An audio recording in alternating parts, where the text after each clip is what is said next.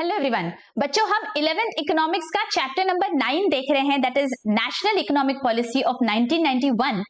और इस पॉलिसी के क्या-क्या फीचर्स थे, कौन से मेजर पिलर्स थे, ये हमने पिछले कुछ लेक्चर्स में डिटेल में देखा हुआ है बच्चों।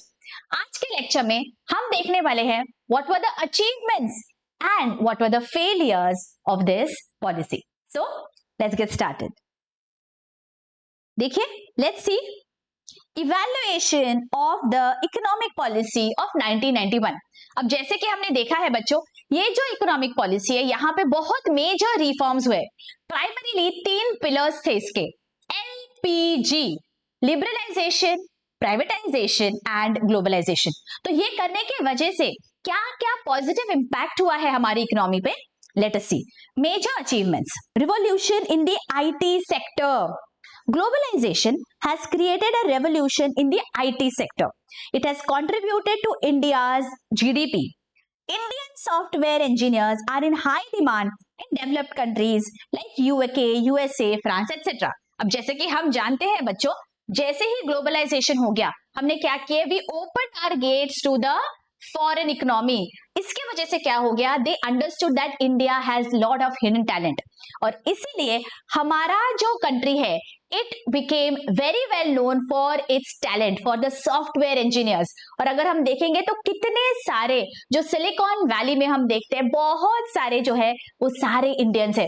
कितने सारे मेजर कॉर्पोरेट्स के हम सीईओज देखते हैं, मल्टीनेशनल्स के आईटी सेक्टर्स में, वो सारे इंडियंस है बच्चों। ये क्या हो गया, हमारा जो आईटी सेक्टर है उसका बहुत बूम हो गया, बिकॉज हमारा जो हिडन टैलेंट है वो ग्लोबल इकोनॉमी तक पहुंच गया। ओके, सो सबसे पहला बेनिफिट ये हो गया दैट हमारे टैलेंट को ग्लोबल रिकॉग्निशन मिल गया।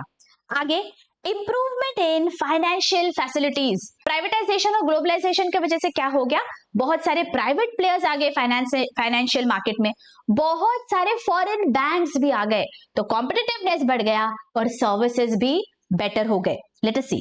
Due to the entry of private and foreign banks, financial sector has become highly professional and competitive.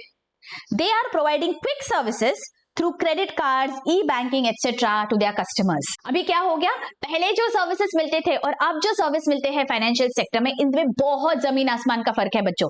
अब बहुत सारा कस्टमर सेंट्रिक हो गया है, अब कस्टमर इज द किंग। ये क्यों हो सका, बिकॉज सब गेट्स ओपन हो गए, बिकॉज बहुत सारे प्लेयर्स आ गए। Now everybody values its customers, because उन्हें पता है दैट अगर हमने अच्छे सर्विसेज नहीं दिए तो the customer can go to other companies, and that is why हम और आप जैसे जो कस्टमर्स है उन्हें अच्छे सर्विसेज मिल पाते हैं, रीजनेबल रेट्स पे मिल पाते हैं। तो हमारा जो फाइनेंशियल सेक्टर है इसका बूम हो गया। ओके, आगे, improvement in educational standards. Same thing applies for education as well.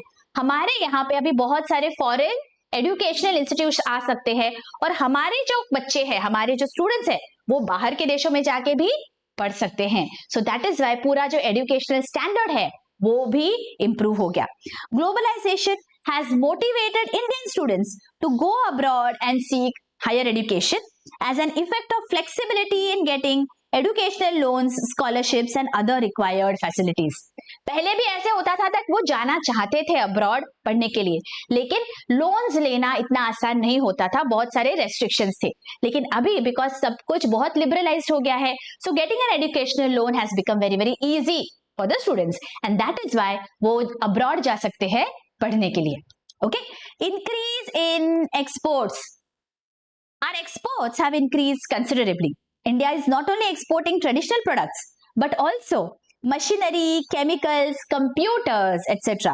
Consequently, our adverse balance of payments position is improving. पहले क्या हो रहा था, बैलेंस ऑफ पेमेंट हमारा एडवर्स था, आउटफ्लोज ज्यादा थे, इनफ्लोज कम थे।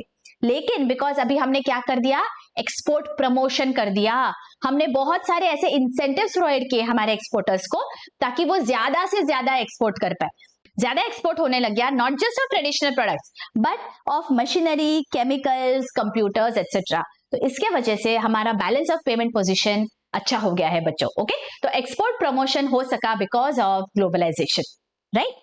आगे, डाइवर्सिफिकेशन ऑफ क्रॉपिंग पैटर्न, मतलब हमारे एग्रीकल्चर को किस तरह से इसका बेनिफिट हुआ है, लेट अस सी। अर्लियर इंडियन फार्मर्स वो growing only staple food and cash crops. पहले जितना जरूरी था, बिकॉज सिर्फ इंडियन डिमांड को मीट करना था, तो उतना ही हम प्रोड्यूस कर पा रहे थे। लेकिन अब बिकॉज ऑफ ग्लोबलाइजेशन, बिकॉज अभी डिमांड फॉरेन कंट्रीज से आ रही है और अच्छी कीमत भी मिलती है, तो क्या हो रहा है, हम ज्यादा प्रोड्यूस कर रहे हैं, हमारी प्रोडक्टिविटी बढ़ गई है एग्रीकल्चर की, ऑल्सो बिकॉज नई टेक्नोलॉजी आ गई, so that has also helped us in improving the agricultural productivity. But now, as per the requirement of globalization, they have diversified their cropping pattern from traditional products to non-traditional products. They are developing horticulture, floriculture, medicinal plants, etc. Because अभी global demand को meet करना है, तो बस हमारे जो cash crops थे वही नहीं, लेकिन बहुत सारे नॉन ट्रेडिशनल प्रोडक्ट्स भी हम डेवलप कर रहे हैं. फ्लोरिकल्चर, हॉर्टिकल्चर, सब कुछ बहुत डेवलप हो रहा है because of global demand. Alright, next, solves the problem of scarcity.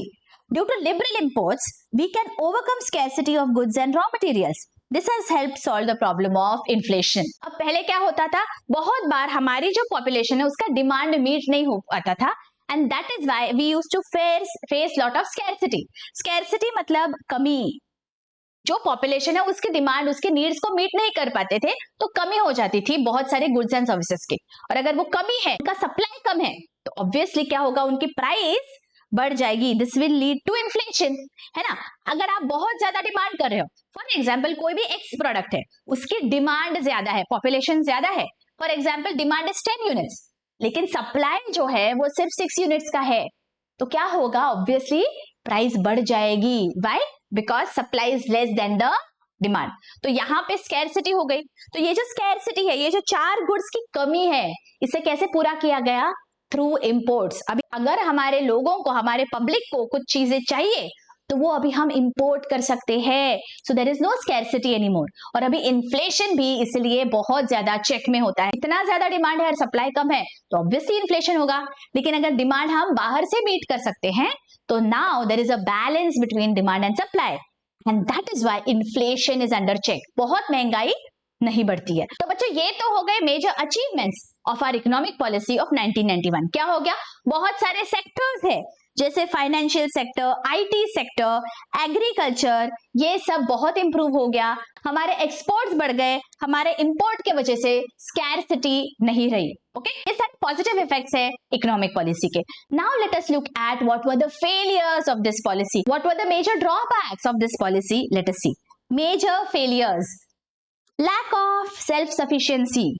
A country under globalization cannot achieve self-sufficiency in food production because it is forced to produce only those goods which are demanded at global level and which are profitable.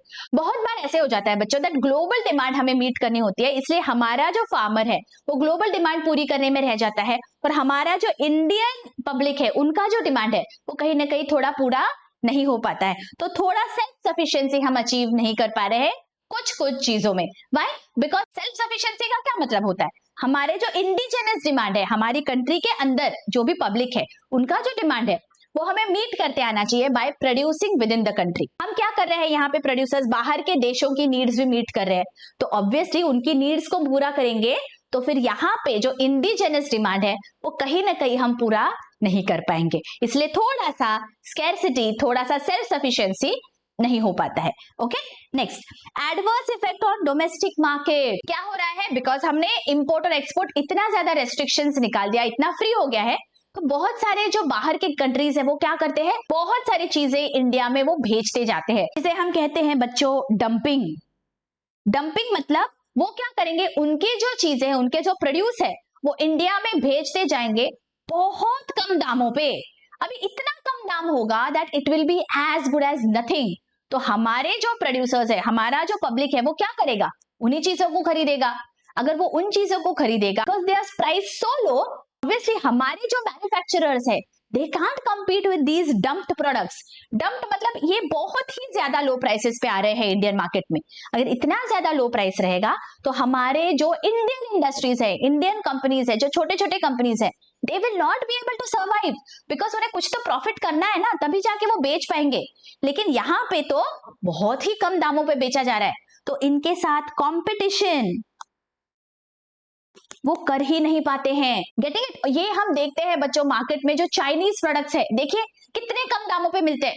तो इसके वजह से क्या होता है, जो Indian companies है उन्हें नुकसान उठाना पड़ता है, बिकॉज इतने कम दामों पे वो बेच ही नहीं पाते हैं।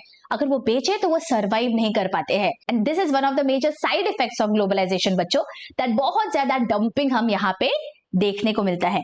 Due to globalization and liberalization our domestic markets are adversely affected, they are flooded with imported goods.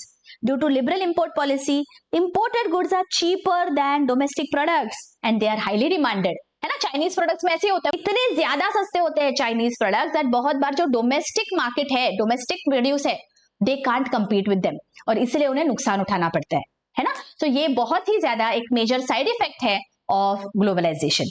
आगे, affects poor farmers. The benefits of globalization are being enjoyed by rich farmers. They are growing exportable crops, but poor farmers are left unnoticed. They cannot face the competition. Hence, they are forced to sell their land or take extreme steps. They are facing the problem of indebtedness and poverty. तो कहीं ना कहीं क्या हो रहा है, export बढ़ रहा है हमारे एग्रीकल्चरल प्रोड्यूस का, लेकिन ये सारे जो रिच फार्मर्स है यही कर पा रहे हैं। जो पुअर फार्मर्स है, जिनका लैंड होल्डिंग बहुत कम है, they are still under debt, they are still facing poverty. तो कहीं ना कहीं हम ये इक्विटेबल डिस्ट्रीब्यूशन नहीं कर पा रहे हैं in agriculture. Only rich farmers are becoming richer. Okay, next, unhealthy competition. The Indian entrepreneurs cannot face competition with multinational companies. As a result, they are forced to declare their units as sick unit or close it down और sell it out. जैसे कि हमने देखा बहुत सारे MNCs आते हैं हमारे मार्केट में। Now they have very good technology, they have better capital, so they can sell their produce at better rates, and then it becomes difficult for our indigenous producers to compete with them because उनके जो goods है they are of better quality, they are better priced. So हमारे लिए हमारे units को survive करना कभी-कभी बहुत मुश्किल हो जाता है, and they become loss making. वो sick हो जाते हैं and then they are shut down. So MNCs को face करना भी बहुत ज्यादा problematic होता है Indian industries को. Okay, neglects welfare aspect. Privatization of services like health, communication, education has led to exorbitant charges and fees for maximization of profit. Hence, welfare has taken a backseat. पहले क्या था, हम सोचते थे that हमारी economy जो socialist economy होगी, सबका विकास होगा, सबका एक साथ विकास होगा, लेकिन यहाँ पे because of LPG, what has happened? Now foreign companies are coming to India, private companies are taking over, and private individuals या foreign companies का एक ही मकसद होता है, क्या? Profit making. उन्हें बस उनके प्रॉफिट से मतलब है, मैक्सिमाइज करने उनके प्रॉफिट्स। तो कहीं ना कहीं maximisation of profit is the motive, and that is why welfare is taking a back seat. तो अभी क्या हो रहा है, बहुत बार they are charging exorbitant prices, और हमारी जो पब्लिक है उनका कहीं ना कहीं थोड़ा एक्सप्लॉयटेशन हो जाता है। And lastly, unemployment. Many Indian industries are compelled to close down as they cannot face competition with MNCs. Hence, large number of workers are thrown out of jobs, leading to unemployment, poverty and inequality. अभी कहीं कहीं पे जो MNCs है उनसे हम compete नहीं कर पा रहे हैं, and then हमारे जो industries है वो close down हो रहे हैं, और अगर वो close down हो गए तो क्या होगा, बहुत सारा unemployment होता है, और unemployment हुआ तो पॉवर्टी होता है बच्चों। सो यहाँ पे कहीं ना कहीं we have to balance this. बहुत ज्यादा अगर ग्लोबलाइजेशन और लिबरलाइजेशन हो गया तो हमारे जो इंडस्ट्रीज है they are unable to face that type of competition. Okay, so here we have seen बच्चों दैट एलपीजी के क्या पॉजिटिव इफेक्ट्स है as well as ये इकोनॉमिक पॉलिसी के क्या साइड इफेक्ट्स है। I hope you all have understood this lecture very well. If you wish that I should continue getting such lectures for you बच्चों, मुझे comment section में जरूर बताइए that आपको लेक्चर्स कैसे लग रहे हैं। Do smash that like button, consider hitting the super thanks button as well, and जाते जाते आपके फ्रेंड्स के साथ ये लेक्चर्स जरूर शेयर करिए। एंड मैंने सारे टेक्स्ट बुक के एक्सरसाइजेस भी सॉल्व किए हैं बच्चों, यहाँ पे मैंने लिंक दिया हुआ है, do go through those lectures. मिलती हूँ आपको नेक्स्ट लेक्चर में। Till then take care, bye bye.